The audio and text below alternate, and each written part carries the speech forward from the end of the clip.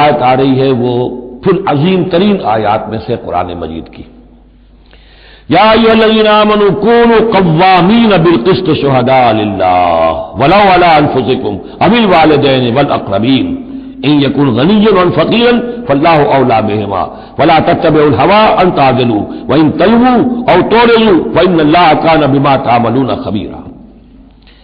اے اہل ایمان کھڑے ہو جاؤ عدل کو قائم کرنے کے لیے پوری قوت کے ساتھ۔ سورہ آل عمران میں ہم نے کیا پڑھا تھا؟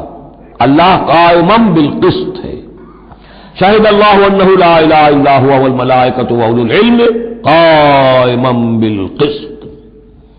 جب اللہ عدل قائم کرنا چاہتا ہے تو اللہ کے اس دنیا میں کارندے کون ہیں؟ اہل ایمان، سپاہی ہیں، اللہ کے سپاہی۔ لہذا عدل قائم کرے گا اللہ دنیا میں اہل ایمان کے ذریعے۔ اللہ دین کا غلبہ چاہتا ہے لیکن اہل ایمان کو جانیں دینی ہوگی، کوششیں کرنی ہوگی، اثار کرنا ہوگا، قربانیاں دینی ہوگی، تب دین غالب ہوگا۔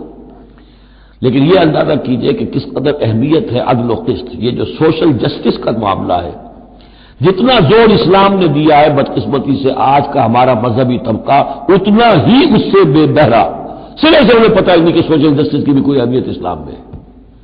قانون کی اہمیت ہے، تعزیرات کی اہمیت ہے، چور کا ہاتھ کاٹو اس کی اہمیت تو معلوم ہے، لیکن یہ کہ اس نظام کو درست کرو، ظلم ختم کرو، ایکسپلائٹیشن ختم کرو، یہ سرمایہ دار جس طریقے سے خون چوس رہے ہیں اور چوس چوس کر جیسے مچھر پھول جاتا ہے ہمارا خون پی کر، اس طرح وہ پھولے ہوئے ہیں، آخر یہ پورا نظام درست کرو نا۔ یہ مشین جو ہے، یہ پورا نظام جو ہے جس میں کہ ڈسٹریبیوشن آف ویلتھ جو ہے اس کا نظام غلط ہے۔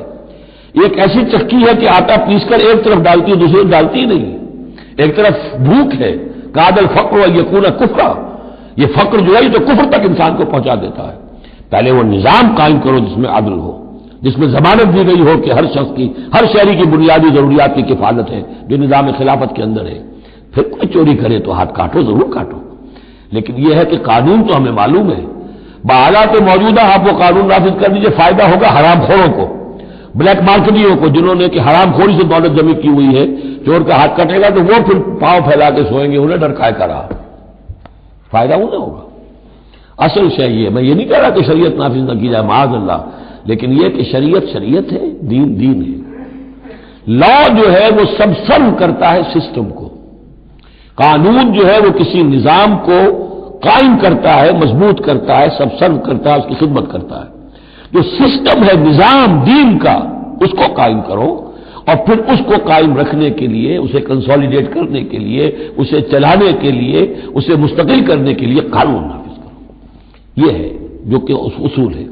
یا ایھا الذین آمنوا کونوا قوامین بالقسط شہداء للہ، یہی مضمون سورہ مائدہ میں بھی آ جائے گا، کل ہم پڑھیں گے انشاءاللہ۔ صرف یہ کہ اس میں ترتیب بدل گئی ہے، یا ایھا الذین آمنوا کونوا قوامین للہ شہداء بالقسط، بس اتنا فرق ہے۔ لیکن اس میں اشارہ ہو گیا کہ اللہ اور قسط گویا کے مترادف الفاظ ہیں۔ گواہ بن جاؤ اللہ کے یا گواہ بن جاؤ قسط کے، کھڑے ہو جاؤ اللہ کے لیے یا کھڑے ہو جاؤ انصاف کے لیے۔ معلوم ہوا اللہ اور قسط یہ مترادف ہیں۔ یا ایھا الذین آمنوا کونوا قوامین بالقسط شہداء للہ ولو علی انفسکم، خواہ یہ انصاف کی بات تمہارے اپنے خلاف جا رہی ہو، اب الوالدین یا تمہارے والدین کے خلاف جا رہی ہو، والاقربین خواہ تمہارے قرابت داروں کے خلاف جا رہی ہو۔ تمہارا تعلق عدل کے ساتھ، انصاف کے ساتھ، قسط کے ساتھ ہے، رشتہ داری کے ساتھ نہیں۔ ان یکن غنیا او فقیرا، ایک چور دروازہ یہ ہوتا ہے تو خیر حق تو اس کا نہیں بنتا ہے، لیکن یہ غریب ہے، چلو میں اس کے حق میں فیصلہ کر دوں۔ ان یکن غنیا او فقیرا فاللہ اولی بہما، چاہے وہ شخص غنی ہے یا فقیر ہے، دونوں کا پشت پناہ اللہ ہے، دونوں کا کفیل اللہ ہے، تم نہیں ہو کفیل۔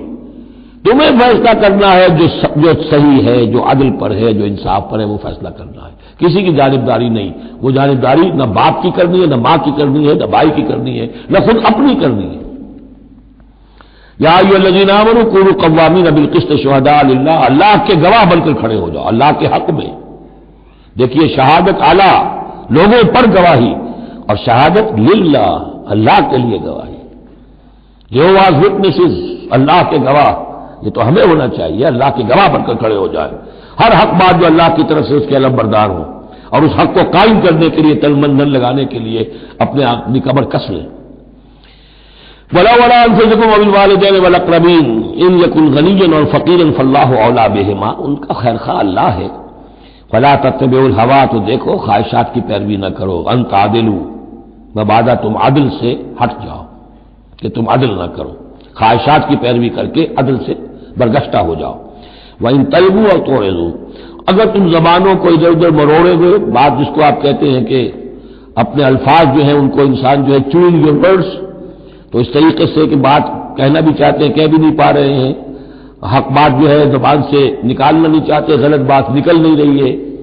ان تلووا اور تعرضوا، یا تم اعراض کرو گے، بچ جاؤ گے، منہ موڑ لو گے، فإن اللہ کان بما تعملون خبیرا، تو اللہ تعالیٰ جو کچھ تم کر رہے اس سے پوری طرح باخبر ہے، اللہ بے خبر نہیں ہے۔ اس کے بعد اب جو مضمون آ رہا ہے وہ شاید اس سورہ مبارکہ کا اہم ترین مضمون ہے۔ یا ایھا الذین آمنوا آمنوا باللہ ورسولہ والکتاب الذی نزل علی رسولہ والکتاب الذی انزل من قبل، اے ایمان والو ایمان لاؤ اللہ پر اور اس کے رسول پر، اور اس کتاب پر جو اس نے نازل فرمائی اپنے رسول پر، اور اس کتاب پر جو اس نے پہلے نازل فرمائی۔ ایمان والو ایمان لاؤ، چھ معنی دارت۔ ایک ایمان ہے اقرار باللسان، وہ تو تمہیں حاصل ہے، وہ تمہیں موروثی طور پر حاصل ہو گیا، مسلمان ماں باپ کے گھر میں پیدا ہو گئے، وہ ایمان مل گیا۔ یا یہ کہ اس وقت پورا قبیلہ اسلام لا رہا ہے، ان میں پکے بھی تھے، کوئی کچے بھی آ گئے، انہوں نے بھی کہا اشہد ان لا الہ الا اللہ اشہد ان محمد رسول اللہ، وہ ایمان ایک درجے میں تو حاصل ہو گیا۔ اس لیے ہم پڑھ چکے ہیں کہ کوئی تمہیں اگر راستے میں ملا ہے اور وہ اپنا اسلام ظاہر کرتا، آپ کہہ نہیں سکتے کہ تم مومن نہیں ہو۔ تو ایمان کا ایک درجہ تو وہ ہے، قانونی درجہ ہے، کہ جس نے کہا اشہد ان لا الہ الا اللہ واشہد ان محمد رسول اللہ، وہ مومن ہے۔ لیکن کیا حقیقی ایمان یہی ہے؟ نہیں، ایمان کیا ہے؟ یقین قلبی۔ یا ایھا الذین آمنوا آمنوا باللہ ورسولہ، ایمان لاؤ اللہ پر۔ اب ہم ترجمہ کریں گے، یوں کہیں گے ایمان لاؤ اللہ پر جیسے کہ ایمان لانے کا حق ہے، مانو رسول کو جیسے کہ ماننے کا حق ہے، اور یہ اسی وقت ادا ہوگا جب اللہ اور اس کے رسول پر ایمان دل میں کھب گیا ہو، جیسے صحابہ کے بارے میں فرمایا گیا سورہ حجرات میں وَلَٰكِنَّ اللَّهَ حَبَّبَ إِلَيْكُمُ الْإِيمَانَ وَزَيَّنَهُ فِي قُلُوبِكُمْ، اللہ نے ایمان کو تمہارے نزدیک محبوب بنا دیا، اسے تمہارے دلوں میں کھبا دیا ہے۔ اور کچھ لوگوں کے بارے میں فرمایا قالت الاعراب آمنا قل لم تؤمنوا ولكن قولوا اسلمنا ولما يدخل الايمان في قلوبكم، یہ بدو دعویٰ کر رہے ہیں ہم ایمان لے آئے، اے نبی ان سے کہہ دیجئے تم ہرگز ایمان نہیں لائے ہو، ہاں یوں کہہ سکتے ہو کہ ہم مسلمان ہو گئے، اسلام لے آئے ہیں، ہم نے سر تسلیم خم کر دیا، ہم نے اطاعت قبول کر لی، لیکن ابھی تک ایمان تمہارے دلوں میں داخل نہیں ہوا ہے۔ اصل ایمان وہ ہے جو دل میں داخل ہو جائے، اقرار باللسان و تصدیق بالقلب۔ لیکن یہاں بھی اصل میں جو ہے روئے سخن کن کی طرف ہو رہا ہے؟ منافقین کی طرف ہو رہا ہے۔ وہ ایمان تو لائے تھے لیکن وہ ایمان نہیں تھا۔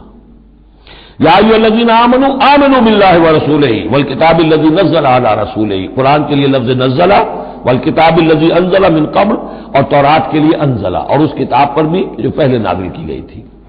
وَمَن يَكْفُرْ بِاللَّهِ وَمَلَائِكَتِهِ، جو کوئی کفر کرے گا اللہ کا اور اس کے فرشتوں کا، وَكُتُبِهِ اور اس کی کتابوں کا، وَرُسُلِهِ اور اس کے رسولوں کا، وَالْيَوْمِ الْآخِرِ اور قیامت کے دن کا، فَقَدْ ضَلَّ ضَلَالًا بَعِيدًا، تو وہ تو گمراہ ہو گیا اور گمراہی میں بہت دور نکل